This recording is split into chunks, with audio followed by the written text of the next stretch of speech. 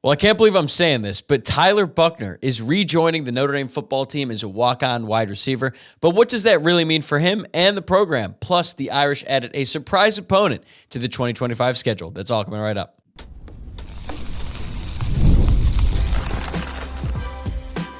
You are Locked On Irish, your daily podcast on the Notre Dame Fighting Irish. Part of the Locked On Podcast Network, your team every day. Hello and welcome to Locked On Irish, your daily Notre Dame podcast. And today is Wednesday, June 5th. And thank you for starting your day right here by making this your first listen of the day. I'm Tyler Wojciak and I'm the host. I'm a Notre Dame alum and producer at Fox Sports.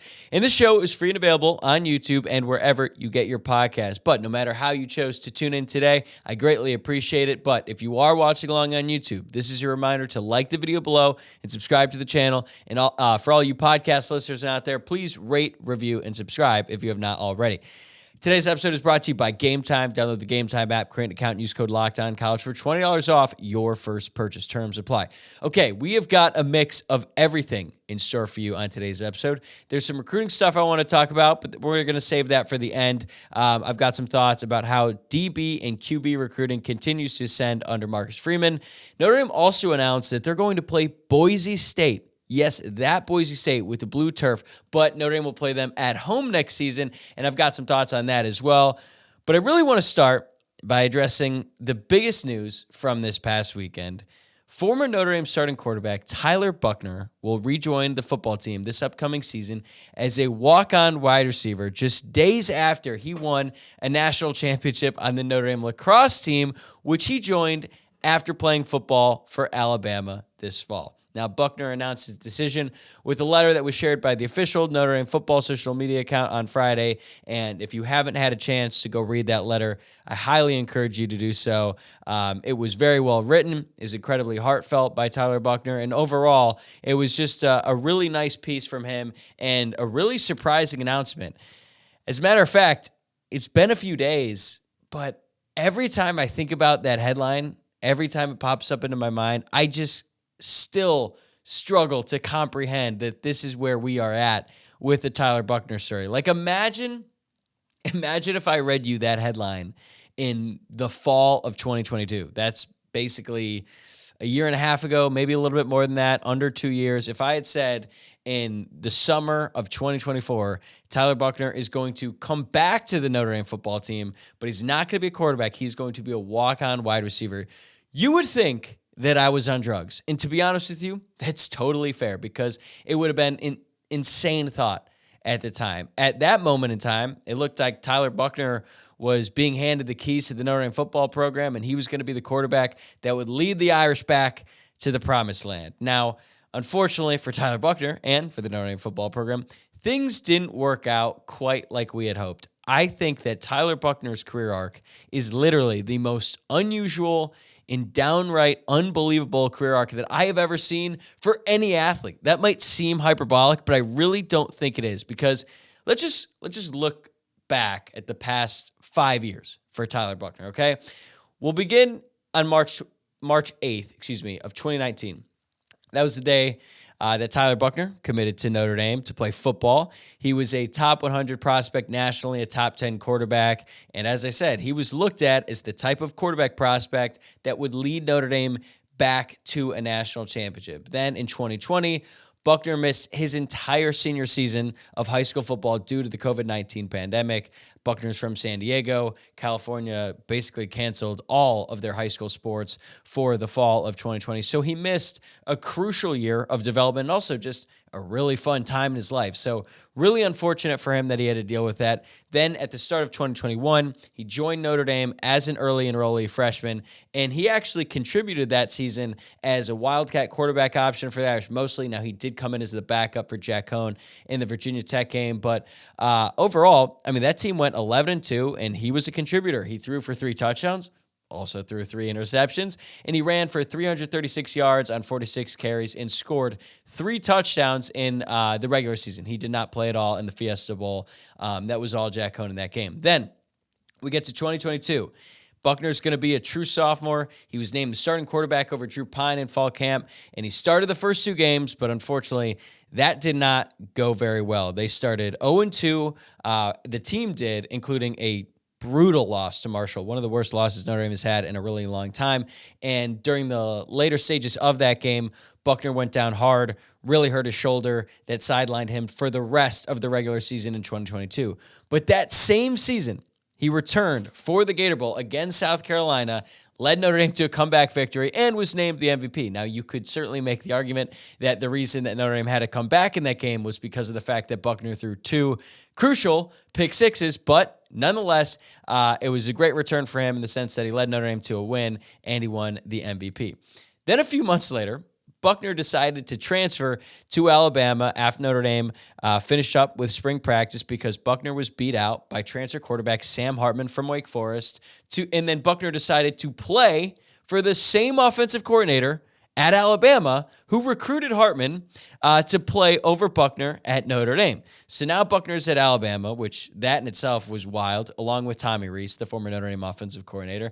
And then Buchner served as the backup quarterback for Alabama behind Jalen Milroe for the first couple of games.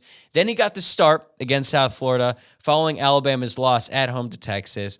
But Buchner didn't even make it through the first half because he played so poorly. Again, I feel bad for Buchner. I'm glad that he's back on the Notre Dame team. I was really excited to see how he would do for Alabama. That was one of the worst halves of football I've ever seen by a quarterback. It was really, really bad. Incredibly unfortunate for Buchner, but in fairness to him, he had a lot of pressure on him, and the weather in that game was pretty dreadful. So that was his one shot. He wasn't able to make the most of it, and then he sat the bench the rest of the season on a team that made the college football playoff and was honestly a couple plays away from playing in the national championship. I think he got some time as like the garbage time quarterback for Alabama, even scored a couple touchdowns, I think. But then he decided to transfer back to Notre Dame in the spring semester of 2024, and he joined the Notre Dame lacrosse team as a walk-on. Now, if you haven't figured it out by now, Tyler Buchner was a very, very, very good high school lacrosse player, but obviously hasn't played the game in a really long time. As a matter of fact, it had been 5 years since he played competitive lacrosse before he joined the Notre Dame lacrosse team, who is just coming off winning the national championship last season.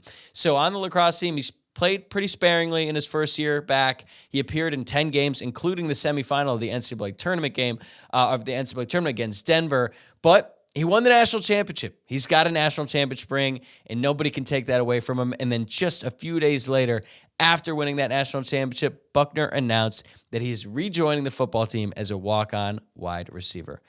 He did all of that in 5 short years. What a journey it has been, and I'm not sure. Actually, I am sure that this is not the plan that Buchner had envisioned for himself, but that's the thing about plans. They rarely happen how you want them to or you think that they will. So let's dive into this a little bit deeper. I think, people are going to ask, is Tyler Buchner going to have a real impact on the football team as a wide receiver? I highly doubt it. Maybe if he made the switch last year or the year before, he'd probably have a lot better shot at playing time because the wide receiver room was in a much different place, a much worse place the past 2 seasons. Now it seems like Notre Dame has overhauled that room enough that there are enough able bodies to play in front of Tyler Buchner, considering he hasn't really ever played the position. I mean, maybe he did a little bit in high school or at maybe during Pee Wee or things like that. But Notre Dame should have a pretty good receiver room this year, which means that Tyler Buchner is not going to be playing as wide receiver. I don't think he's going to stop throwing completely, though.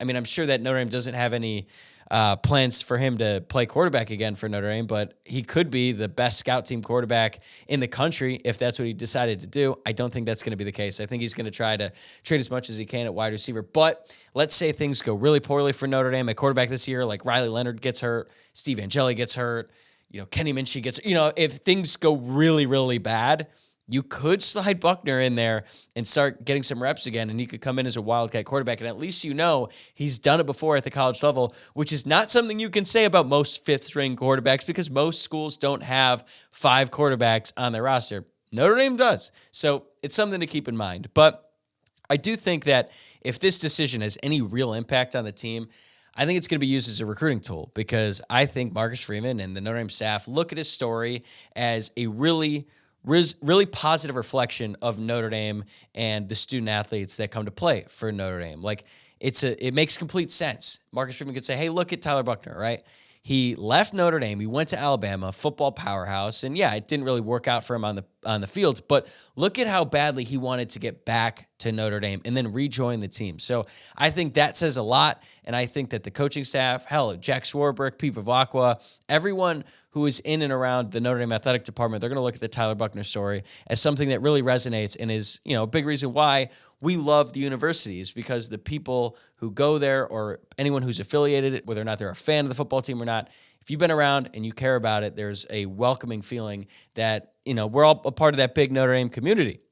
So if nobody really believes he's going to make an impact on the football field, though, why would Buchner do this? I just think he loves Notre Dame, man. He explains it all in his letter, which was incredibly well written. Like I said earlier, he loves the university, he loves football, and he wants to help the team in any way that he can.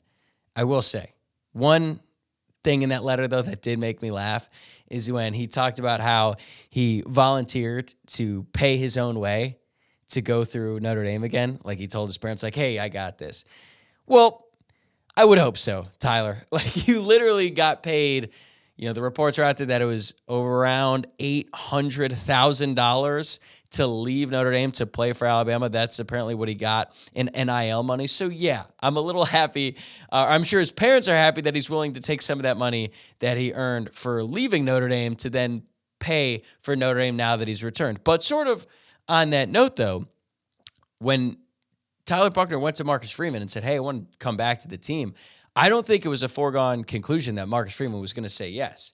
And according to Marcus Freeman, Buchner went up to him and said, Coach, I love Notre Dame, and I just want to help the program in any capacity. But Freeman said that he had to meet with some of Notre Dame's veteran players and had to talk with them about whether or not he should bring Tyler Buchner back. And that's actually not that surprising to me, because I feel like with Marcus Freeman, he loves his guys. He makes that very clear, and the guys certainly respond to him. But he has shown that if you choose to not be a part of the team, whether it's sitting out the bowl game or electing to enter the transfer portal, he's going to take that seriously, and he's not going to just welcome you back with open arms. I remember when Kyle Hamilton and Kyron Williams decided that they were going to sit out for the bowl game after the 2021 season, and it was Marcus Freeman's first game as head coach. Kyle Hamilton and Kyron Williams didn't even sit on the sidelines. Now, I think he has relaxed a little bit on that policy, but you get my point. He's kind of has the approach of you're either with us or against us. And Tyler Buchner decided to go against Notre Dame last year to join Alabama. He took that very seriously, and I get it. He does not like guys opting out. But Tyler Buchner clearly has been humbled by everything that has transpired over the past year, and I feel like with him, he understands what he did, and he understands why he wants to be back in Notre Dame, and he understands that what he was before, where he was considered to be the starting quarterback who was given the keys and had all these high expectations on him, he's accepted that that's never going to happen. It's never going to work out that way again.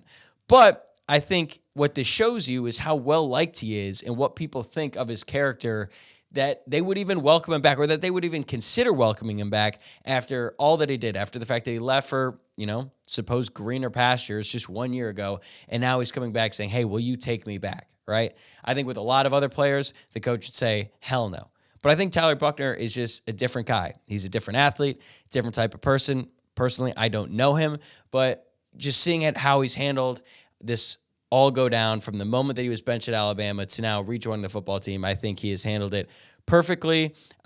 He's young. He made a mistake. He got humbled in front of a national audience and had to lick his wounds for the entire fall, riding the bench at Alabama. And now he's able to find happiness again. I think that's the thing that I'm most excited about, is now Tyler Buchner could just be happy again, being at the place that he loves and playing the sports that he loves in lacrosse and football. So I'm happy for him. I can't even imagine what he went through over the course of the past year plus. And for as much as we complain about the state of college athletics and everything that goes on around it, it's stories like this that remind you why you care about the players, and specifically the student athletes at Notre Dame. Buchner is really easy to root for. I'm excited to root for him. I'm excited to watch him on the football field again. And I feel very confident he is going to get a huge ovation the next time he steps on the field, and he absolutely should. All right, coming up next, a bit of scheduling news that I did not see coming at all. Today's episode is brought to you by Gametime. Gametime is an authorized ticket marketplace of the NBA, which makes getting playoff tickets even faster and easier. Prices on the Gametime app actually go down the closer it gets to tip-off, and with great last-minute deals, all-in prices, views from your seat, and their lowest price guarantee, Gametime takes the guesswork out of buying NBA tickets. The NBA Finals are almost here, and if you're looking to make it to a game to see what should be a thrilling matchup between the Dallas Mavericks and the Boston Celtics, Gametime is the place for you. It is the only ticketing app that gives you complete peace of mind with your purchase, and you can see the view from your seat on your phone before you buy. But my favorite thing about Gametime is the pricing shows your total cost up front, and you can buy tickets in seconds with just 2 taps. Take the guesswork out of buying tickets with Gametime. Download the Gametime app, create an account, and use code LOCKEDONCollege for $20 off your first purchase. Terms apply. Again, create an account, redeem code LOCKEDONCollege for $20 off. Download the Gametime app today. Last minute tickets, lowest price, guaranteed. In news that I certainly did not expect to be talking about on today's show, Notre Dame announced that they will host the Boise State Broncos on October 4th of 2025. It will be the first ever meeting between the two programs, and from my understanding, Notre Dame will pay Boise State for the opportunity to play them. This is a common practice in college football, but usually it's with teams who are, Power 5, top of the food chain, and then they pay schools at the lower end of the spectrum to play, and usually they end up just kind of kicking their ass. But it actually works out for both parties because the smaller school, even though they get dominated, they end up taking that paycheck, and they also get more exposure, and it's a good opportunity. And then for the team that's paying them, it's kind of a borderline walkthrough, tune-up game, whatever you want to call it. Now, there are always some exceptions. Every single year, there's always a few schools who end up getting paid by a certain school, and then they end up beating them. Hell, even Notre Dame paid Cincinnati, I believe it was like $2 million a few years ago, because when they scheduled that game, they did not realize that Cincinnati was going to end up being the undefeated college football playoff team that they ended up being that year. But still, it happens. But it's for that reason that this move doesn't make a ton of sense to me. Boise State has been one of the more consistent Group of 5 programs over the past 20 years. Now, they're nowhere near as good as they used to be when Chris Peterson was the head coach in the mid-2000s, like when they beat Oklahoma in the Fiesta Bowl and one of the craziest college football games I've ever seen. But they did go 8-6 last year. They went 10-4 the year before that, and they won double-digit games 5 out of 6 years from 2014 through 2019. Now, that was under Brian Harsin, who then left them to go coach at Auburn for one single year, and then those crazy fans down there in Auburn ran him out of town. But they've sort of stabilized things as of late. Now they're led by Spencer Danielson, who took over the Broncos during last season as the interim for Andy Avalos, who they fired during the year. So it has been kind of a chaotic past few years for Boise State, but still, they're no slouch, right? We're not talking about New Mexico State. We're not talking about Bowling Green, teams who Notre Dame hosted, they throttled, and they moved on. So without knowing anything, really, about what Boise State's roster is going to look like next year, I feel confident in saying that Notre Dame should win this game, but it's not like you can just write that down in pen. I think Boise State is capable, or could be capable, of putting up one hell of a fight against Notre Dame. So at the very least, I expect this game to be competitive. But now Notre Dame has 11 of their 12 games scheduled for next year. So let's take a look at what they've got so far. So right now, they've got Texas A&M at home on September 13th. They've got Purdue at home the week after on September 20th. And then they head to Arkansas on September 27th. And now the new game against Boise State on October 4th. And then they play USC at home October 18th. And Navy at home November 8th. They also have the ACC games scheduled. They know who the opponents are going to be, but they do not know when they are going to play them. But the 5 ACC opponents that Notre Dame is going to play in 2025 are at Boston College, at Miami, home against NC State, home against Syracuse, and at Pittsburgh. So when you look at the schedule as a whole, there are 2 SEC schools, which is pretty rare for Notre Dame, Texas A&M and Arkansas. They will also play 2 Big Ten schools, one traditional Big Ten team in Purdue and a newer Big Ten team in USC. They play 2 Group of 5, Boise State and Navy, and they have 5 ACC matchups, Boston College, Miami, NC State, Syracuse, and Pitt. It's an interesting schedule. Again, they still have one more game that they're going to have to figure out here over the course of the next year, but this one is unique, right? It doesn't look like there's a dominant team, But there's also not one game other than maybe Navy, but even Navy is tricky where you look at it and you're like, all right, automatic win no matter what happens, right? Like all of these teams are competitive. It's interesting to me. You don't normally schedule big matchups like an Ohio State or another SEC powerhouse this close to the season, so I feel pretty confident that the cakewalk that does not currently exist on this schedule is going to be scheduled, and it's probably going to be early in the season considering I don't think Notre Dame is going to start the year on September 13th, so they'll probably schedule someone to start the season against the week before they play Texas A&M, but it's going to be tough, despite the fact that there's not one game where like, oh, that game is going to be awesome. I mean, again, we're sitting here in June of 2024. Maybe USC really elevates their roster to a whole nother level, and we're already going to be hyping that up after the season. Who knows, right? But it's not like Ohio State where the year before you're like, Ohio State is coming to town next year. That is going to be a huge game. Or Georgia in 2017, or even the year before when you knew Notre Dame was going to head to Athens to play Georgia. We were already talking about that game a year before it happens. There's not a game like that on the schedule, but there's also no cakewalks. And it's an interesting way to look at how Notre Dame is going to try and manipulate the schedule in this new 12-team college football playoff era, because you can afford a loss or two. I feel like Notre Dame is probably going to be in the 12-team playoff if they go 10-2. Now, this year, who knows, because the schedule looks real easy. Things can obviously change, but you can lose a game or two in this new expanded playoff model.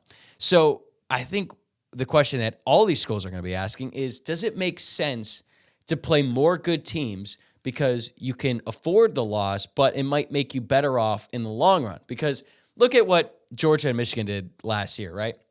They didn't play anyone during the regular season until the very end. Like Michigan played 2 top 10 matchups in November, first against Penn State, who we realized was not really a top 10 team, and Ohio State, who was actually a very quality opponent. They beat them, but that was their only tough regular season game of the year, really.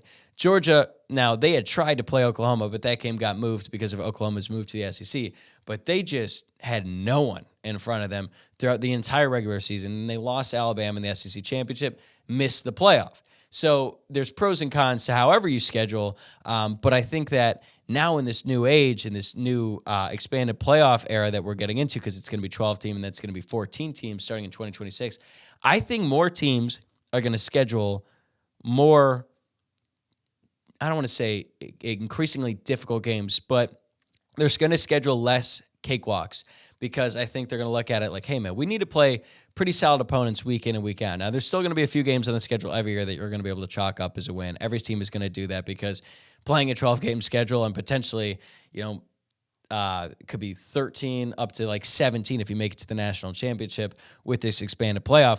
Like, these teams are going to want to play games that best suit them for the expanded playoff. But the thing is, we don't really know what's the best thing to do, because you could end up having a super easy schedule, and then you get to the playoff, and all of a sudden you play a team that really tests you for the first time all year, and maybe you don't respond to it as well.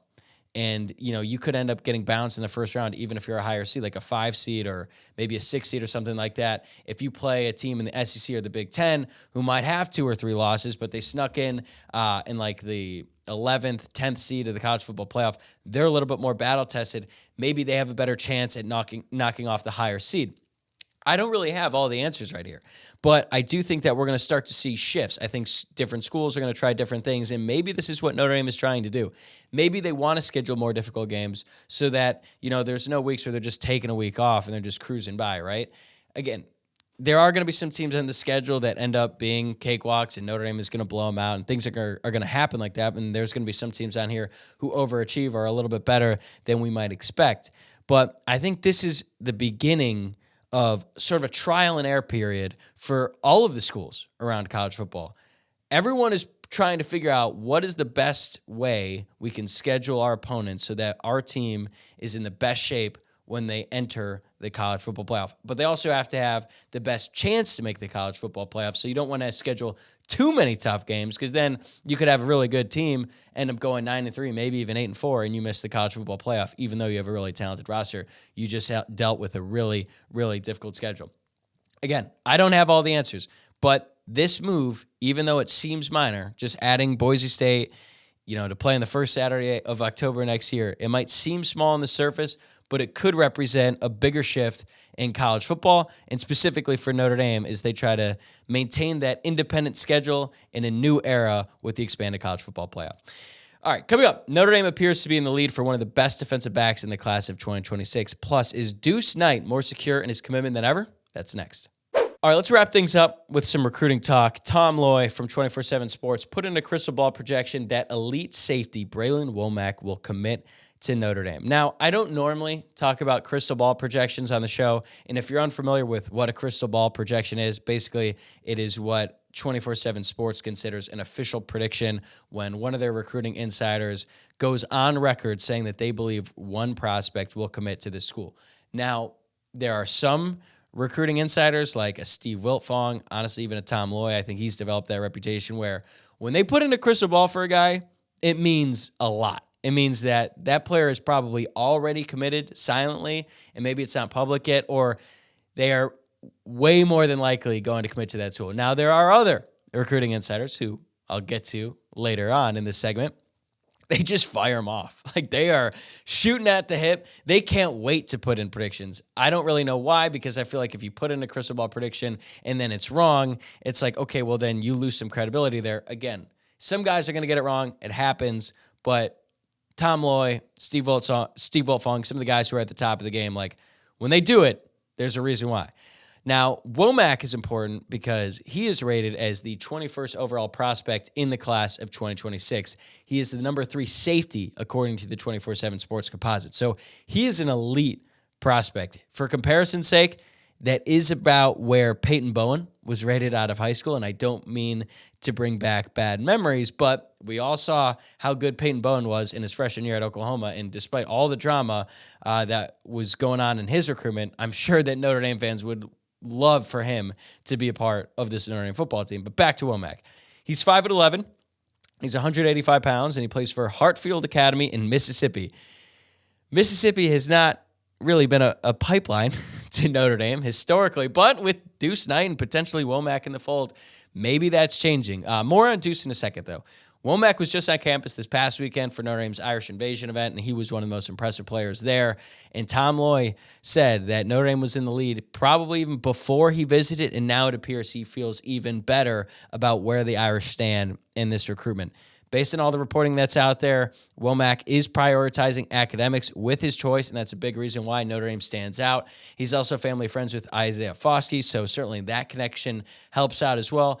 And look, I'm not going to get ahead of myself here. There's certainly a long way to go in this recruitment, but it's notable to me because Notre Dame has rarely been in the mix for defensive backs of this caliber, especially safeties. Like, for those of you who have been listening and watching the show since I started doing it way back in February of last year, I think I spent like 5 to 7 episodes last offseason just harping on how bad safety recruiting had been for Notre Dame, and it just really frustrated me. Now, fortunately, then they had been able to work things out. They found a diamond in the rough in Xavier Watts, but still, they had a lot of making up to do at this safety position, and they've really got things rolling here now.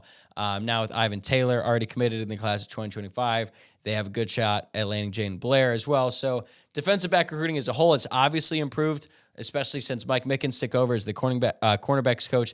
Now he is coaching all of the defensive backs, and safety recruiting is on the rise as well. So if Notre Dame is able to land Womack, still a long way to go, that would be an absolutely massive get and just another great prospect who is a defensive back who commits to Notre Dame. And if you just were to think about how Notre Dame recruited defensive backs like 5 years ago, the fact that now that's considered a strength and that they're just expected to land these guys every single year, it's a crazy turn of events, but one that is very positive for Notre Dame. Okay, speaking of top prospects out of Mississippi, Deuce Knight was on campus for, I think, the 104th time this past weekend. And even though Deuce has given every possible indication that he is fully committed to Notre Dame, fans are still worried that he might flip. And he might. Like, nothing is set in stone with any recruitment anymore. Like, it was always unreliable. Now in the era of NIL, it seems even more absurd. But the 2 schools who are considered the most likely to flip him if he ever decided to decommit are Ole Miss and Alabama. Ole Miss makes sense. Home state. Lane Kiffin has been great at developing quarterbacks. That one, I understand the concern. Then there was Alabama, who really sort of entered the fray once Kalen DeBoer was hired. But then when you look into it a little bit closer, that one kind of makes sense too, because Alabama is a neighboring state of Mississippi, not that far from home. And DeBoer made him a priority from day one because DeBoer coached Deuce Knight's older brother at Indiana for a year. So there's a family connection. They are familiar with each other. But on Tuesday, Alabama landed a commitment from another top 100 quarterback in the class of 2025 in Keelan Russell. Russell was actually committed to SMU, believe it or not, and he's actually rated a little bit higher than Deuce Knight right now on the 24/7 Sports Composite. The fact that he was committed to SMU, which is known as Southern Millionaires University to some people, makes me think that NIL was in play in his decision to commit there initially. And I also believe it's in play here with his decision to flip to Alabama. But either way, he's now their quarterback in the class of 2025. Now, does that mean that Alabama is just going to stop recruiting Knight entirely? I wouldn't say that. I mean, if things go wrong with Russell, they're probably going to give Deuce Knight a call right away. But I certainly think they're going to recruit him a lot less because most teams usually only take one top quarterback per class. Most top quarterbacks aren't rushing to commit to a school when there's another top quarterback committed. Now, there are obviously some exceptions. Ohio State ended up with two of the top quarterback prospects in last year's class. They had Aaron Noland committed. And then once Nick Saban decided to leave Alabama, Julian Sand, who was actually already a member of the Alabama football team, decided to transfer, and he went to Ohio State. So it does happen occasionally, but it's rare. So at minimum, the chances of Knight flipping to Alabama seem a lot less than they did a few weeks ago.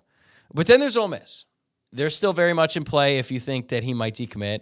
They're not going to stop recruiting him, whether he's in high school or whether he's in college, because I think that even if he goes to Notre Dame, like Lane Kiffin and people in the back channels, they're always going to be, hey, if you ever want to come home, Ole Miss is going to take you because Deuce Knight is just that good of a football player. That's just the way things are now in the modern world. Even though tampering is technically illegal, people still do it all the time. And yes, I am aware that David Johnson of Inside the Rebels made a crystal ball prediction that Deuce Knight would ultimately flip to Ole Miss. I believe he put in that prediction a week ago, and honestly, I wasn't even going to talk about it, but since we're talking about Deuce Knight and the potential of him flipping and why I think it's a lot less than ever was before, we should address it now. So remember when I was saying how some recruiting insiders take their crystal ball predictions a lot more seriously than others? I would say in the context of recruiting insiders, David Johnson is a volume shooter when it comes to these. He makes a ton of predictions. So far, he has been right 576 times. That's pretty good. He's also been wrong 257 times. Most guys are a little bit more liberal about putting these predictions in, but not our guy, David Johnson here. So I would say I'm not concerned at all about that crystal ball prediction. I'm only concerned about Ole Miss because based on everything I've read about Knight, he loves the small town that he's from, Mississippi, and I understand the desire to want to be close to home. Like, I've moved around a lot in my life, but it's not for everyone, and especially when you're a young kid like that who hasn't really moved before. Deuce Knight actually moved to Tennessee, and he was going to try to play at Lipscomb Academy. Didn't really work out. He wanted to get back home. Totally get it. I'm not saying that that's an indication that he's not going to make it at Notre Dame. I do think it's noteworthy, though. So, all that being said, I feel like Deuce Knight is as secure as it's going to get with Notre Dame. Like, there's always going to be a pull to come home. That's not leaving. You can't make that go away. But actions always speak louder than words, and every single action by Deuce Knight indicates that he is all in on Notre Dame. I joke that he's been to Notre Dame 104 times. I don't know the actual amount of visits that he's taken, but it's a lot. I think it's in double digits, to be honest with you.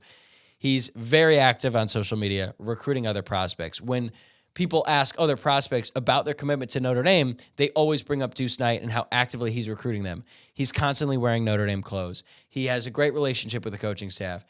He does everything you would want a recruit to do, but because he is a top-ranked quarterback and because Notre Dame has been burnt before, fans are concerned that he's going to flip, but I just don't see it happening. I feel very good about Deuce Knight and his commitment to Notre Dame, and I feel like, with Alabama's decision to move on from him, I also think that's an indicator that, hey, they probably realize he's not going to move on from Notre Dame. He's going to stick around, and he's going to sign with the Irish when it's time come December. All right, that's going to do it for today's episode. Thanks again for making Locked On Irish your first listen of the day. I'm going to be back tomorrow morning with Luke Smith. I think we've got some fun stuff to do tomorrow in lieu of the Tyler Buchner news, so stay tuned for that. Also, remember to subscribe to the show on YouTube or wherever you get your podcasts, and give us a follow on social media. Have a great day, guys. I'll see you tomorrow.